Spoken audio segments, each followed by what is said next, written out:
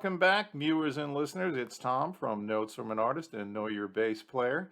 If you've been following me on social media, and I'm certain that you have been, you've been enjoying, hopefully enjoying my photo essay 72 at 50. 1972 was 50 years ago, and I am of the opinion that it was rock's best year. So I've been featuring some of the albums that were recorded that great year and their bass players. And a discussion of 1972 in rock cannot be complete without homage to this fabulous record by Elton John. Honky Chateau was released in May of 72, recorded in January. Look at this beautiful panel gatefold there, a little marquee. You have the band members in the back there. There's Nigel, Elton, Dee, and Davey. And then in the gatefold here, well, there's a couple more pictures. You got Bernie and Jean-Luc Ponty. And there's Bernie Taupin standing alone in a field somewhere. And this record was the first Elton John record to feature his road band, which was very interesting. Gus Dudgeon, Elton's producer, usually insisted on using his posse of studio players, but as Elton gained more commercial clout and had hit records, he put his foot down. He put his platform-booted foot down and insisted that Davey D and Nigel play on the record, and it made a world of difference. Of course, to play in the studio, you need certain skills, certain precision, especially in those days with analog recording. Nowadays with Pro Tools and digital recording, you don't have to be as proficient.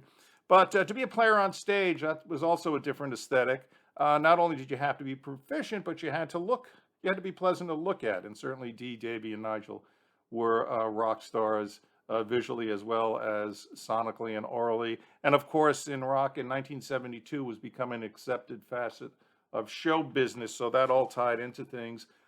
This album certainly is a showcase for Dee Murray.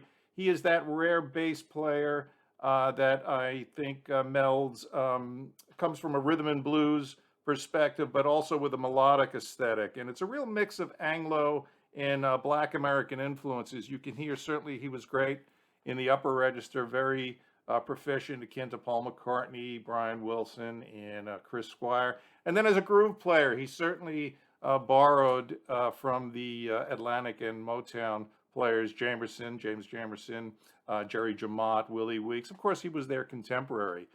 Dee Murray, Nigel Olsson, and Davy Johnson certainly merit entry into the Rock and Roll Hall of Fame for musical excellence. Elton, I don't know why you haven't insisted that. You put your friend Leon Russell in there. Even wrote an editorial in the Huffington Post when Ariana Huffington was still running that publication.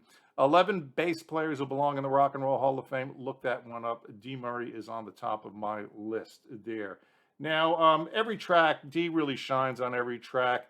In particular, there's Honky Cat, which is Elton's sort of musical tribute to Leon Russell and Dr. John, who he greatly admired. And I love the way Dee dances around Nigel's pocket. Dee would always alter his bass lines from verse to chorus to bridge, never repeating himself twice. Another standout track, of course, is the big hit Rocket Man, where he really excels in the upper register. But even on the deep tracks, such as Slave and Salvation and Amy, great grooves from Dee Murray, great melodic counterpoint. I urge all bass players to study Dee Murray. Now, my educated guess is that Dee used his Fender Jazz bass. He also had a Fender Precision. I've seen pictures of him from that era, but you can kind of hear the Fender Jazz scoop tone on this record. So my educated guess is the jazz bass. Most folks opine that Elton's greatest album was Goodbye Yellow Brick Road, which was the follow-up to Honky Chateau. And that could be. My personal favorite from Elton was Tumbleweed Connection.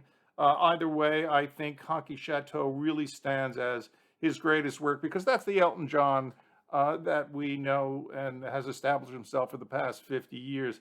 Now, for you Dee Murray fans out there, and I know there are lots of you, you must know this record, of course, where Dee really stretches out. It's the live album, 11/17/70, recorded in New York City on that date. And of course, there's Dee and Nigel in the back, a real power trio. So Dee really does stretch out harmonically and rhythmically a la Jack Bruce. It's a great, great record. And a matter of fact, I think there are deluxe editions where you even get more tracks than the vinyl. But essential stuff, Honky Chateau, one of the great records of 1972, one of the all-time great rock and roll records. Okay, thanks for watching. Thanks for listening. Please subscribe to Notes from an Artist our YouTube page, our Instagram page, our Facebook page. We do live shows in New York City. You can find out all about www.notesfromanartist.com. You can find out about all the things we do with my co-host, David C. Gross. And we'll see you again. We'll see you soon. Bye-bye.